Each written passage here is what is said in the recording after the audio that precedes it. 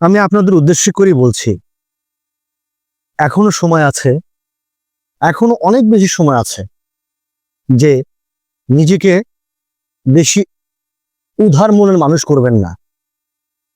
বিশেষ করে আপনার নিজের যারা আত্মীয় স্বজন আছে তাদের বেলায়। কারণ আত্মীয়তার সম্পর্ক নষ্ট করাটা কিন্তু মোটে উচিত নয়, কিন্তু সময় ও পরিপ্রেক্ষিতের ভিত্তিতে আত্মীয়তার সম্পর্ক অনেক সময় মানুষ ছিন্ন করে। এটা অনেক কষ্টে, অনেক দুঃখে, অনেক কিছু পরিস্থিতির মধ্যে পড়ে যে মানুষগুলো আত্মীয়তার সম্পর্ক অতি সহজেই নষ্ট করে দেয়। আসলে তারা কিন্তু অতি সহজে আত্মীয়তার সম্পর্কগুলো নষ্ট করে দেয় না। এর মধ্যে অনেক কারণ আছে। আমরা হয়তো বলি আত্মীয়তার সম্পর্ক কেন নষ্ট করলি?